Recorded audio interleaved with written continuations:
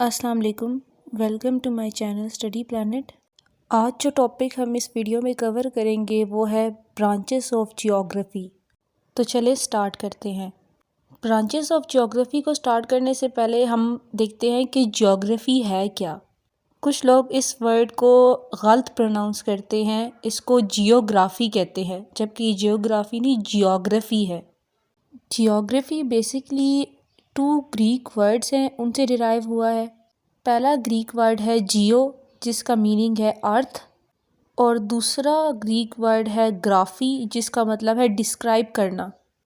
तो जियोग्राफी का मतलब हुआ अर्थ की डिस्क्रिप्शन।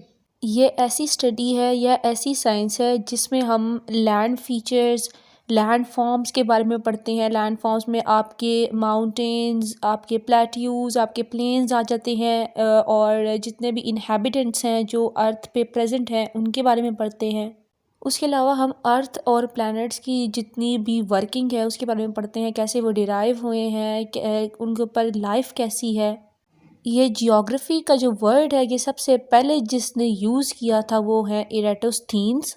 अब हम बात कर लेते हैं ब्रांचेस ऑफ जियोग्राफी के बारे में। बेसिकली जियोग्राफी की 2 मेन ब्रांचेस हैं, एक है फिज़िकल जियोग्राफी और एक है ह्यूमन जियोग्राफी। अब सबसे पहले हम बात कर लेते हैं फ़िज़िकल जियोग्राफी की। अब फिज़िकल से जैसे हमें पता लगता है कि फ़िज़िकली प्रोड्यूस्ड या नेचुरली प्रोड्यूस्ड जो चीज़ें हैं उनकी जो स्टडी है वो फ़िज़िकल जियोग्राफी में आती है। जैसे कि लैंड फॉर्म्स जिसमें प्लेट्यूज, प्लेन्स और माउंटेन्स आ जाते हैं। उसके अलावा वाटर बॉडीज़ जैसे सीज़, ओशंस वगैरह। तो ये सारे जो हैं ये फ़िज़िकली प्रोड्यूस्ड जो है ये हमारे सोर्सेज हैं। तो जो इनकी स्टडी है ना वो फ़िज़िकल जियोग्राफी कहलाती है। अब फ़िज़िकल जियोग्राफी की भी आगे सब ब्रांचेज़ हैं, जिसमें फ़र्स्ट है geomorphology, second is climatology, third is hydrology, fourth is soil geography, और जो लास्ट वन है वो है बायोजियोग्राफी। तो सबसे पहले हम बात कर लेते हैं जियोमॉर्फोलॉजी की। तो जियो, जैसे मैंने पहले भी बताया कि जियो का मीनिंग है अर्थ। तो जियोमॉर्फोलॉजी ये स्टडी है डिफरेंट लैंड फॉर्म्स या डिफरेंट लैंड फीचर्स जो हैं अर्थ के, उनकी है। लैंड फॉर्म्स जैसे मैंने आपको पहले बताया जिसमें माउंटेन्स, प्लेट्यूज और आपके प्लेन्स आ जाते हैं, वो सारे जो हैं जियोमॉर्फोलॉजी में आते हैं। इसमें हम स्टडी करते हैं। और ये जो जियोमॉर्फोलॉजी है ये बेसिकली जियोग्राफी के लिए बेस प्रोवाइड करता है। मतलब हम जियोग्राफी स्टडी क्या करते हैं, अर्थ की स्टडी है, तो अर्थ पे बेसिकली हमें लैंड फॉर्म्स की स्टडी भी करनी है। और लैंड फॉर्म्स की स्टडी तो बेसिक स्टडी है जियोग्राफी में, तो इसलिए जो जियोमॉर्फोलॉजी है ये एक बेस प्रोवाइड करती है जियोग्राफी की स्टडी की। अब उसके बाद जो सेकंड है वो है क्लाइमेटोलॉजी। क्लाइमेटोलॉजी यानी क्लाइमेट से निकला है, क्लाइमेट यानी एटमॉस्फेयर, हमारा वेदर, उसकी जो स्टडी है ना वो क्लाइमेटोलॉजी में आती है। इसमें हम एटमॉस्फेयर के डिफरेंट एलिमेंट्स जो हैं उनके बारे में स्टडी करते हैं। इनमें जो एलिमेंट्स आ जाते हैं वो है हमारा टेम्परेचर, हमारी विंड, हमारा रेनफॉल, हमारा प्रेशर, हमारी ह्यूमिडिटी, क्लाउड, ये सारी जो है ना ये क्लाइमेटोलॉजी में आते हैं। तो जितनी भी सारी वेदर या क्लाइमेट की जो है स्टडी है वो सारी क्लाइमेटोलॉजी में आती है। उसके बाद जो थर्ड वन है वो है हाइड्रोलॉजी। हाइड्रोलॉजी हाइड्रा कहते हैं वाटर को, यानी वाटर की जो स्टडी है, वाटर बॉडीज़ जैसे सीज़, ओशंस वगैरह, इनकी जो स्टडी है ना वो हाइड्रोलॉजी में आती है। इसमें हम वाटर की डेंसिटी, वाटर का टेम्परेचर, उसकी नेचर, उसकी मूवमेंट, सब जो है ना ये हम हाइड्रोलॉजी में पढ़ते हैं। उसके बाद जो सब ब्रांच है वो है सॉइल जियोग्राफी। सॉइल जियोग्राफी से बेसिकली जैसे पता लग रहा है कि सॉइल की स्टडी, हम सॉइल की काइंड के बारे में, उसके टाइप के बारे में, और हम देखते हैं कि उसकी कैरेक्टरिस्टिक्स क्या हैं, उसकी डिस्ट्रीब्यूशन क्या है, यानी उनको डिवाइड किस तरह करते हैं हम।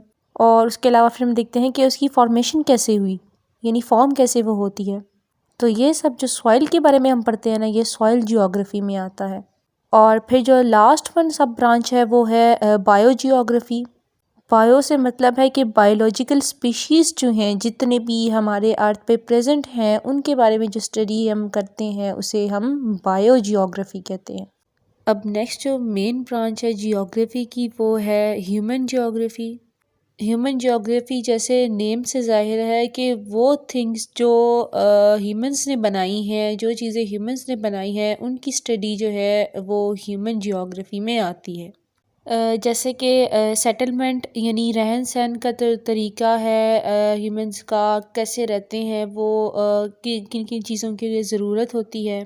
फिर मींस ऑफ ट्रांसपोर्टेशन यानी एक जगह से दूसरी जगह वो ट्रैवल कैसे करते हैं, चीज़ों को ट्रांसपोर्ट कैसे करते हैं। मींस ऑफ कम्युनिकेशन और एग्रीकल्चर, फिर टाउन्स वगैरह, ये सब जो हैं ये ह्यूमन जियोग्राफी की स्टडी में आते हैं।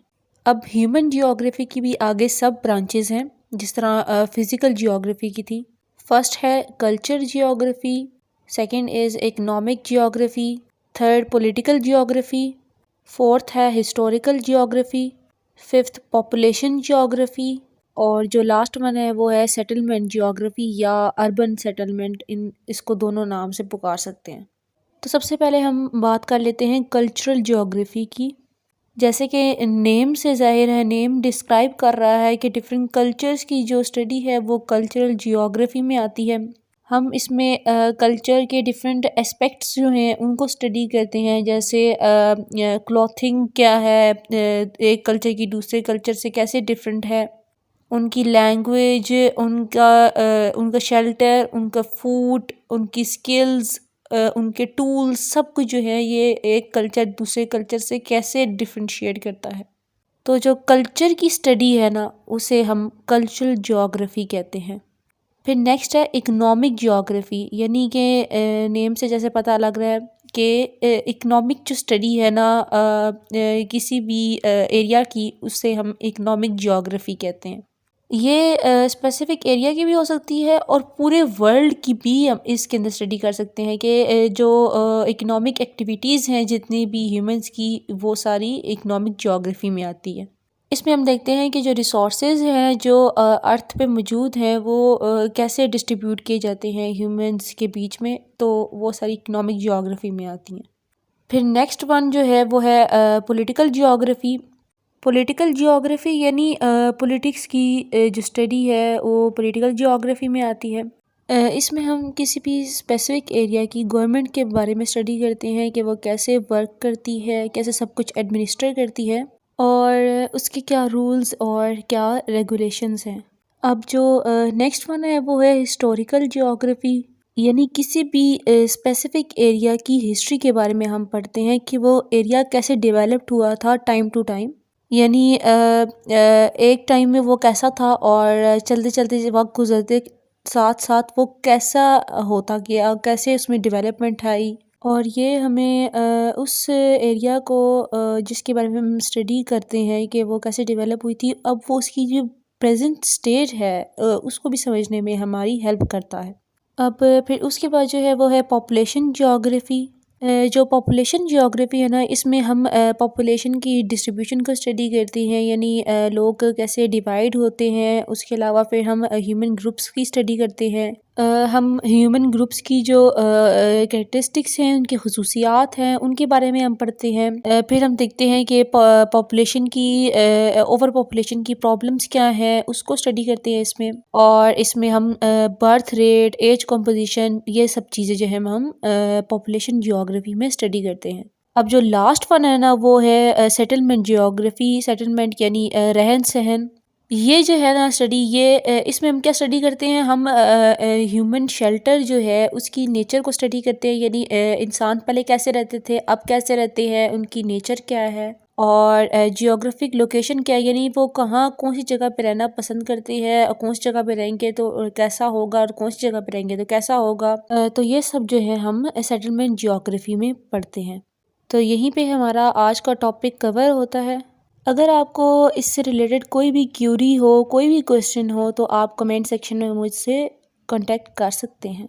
अगर वीडियो अच्छी लगी हो तो लाइक कीजिएगा, अपने फ्रेंड्स और फैमिली के साथ शेयर कीजिएगा, और अगर चैनल पर न्यू है तो चैनल को सब्सक्राइब ज़रूर कीजिएगा।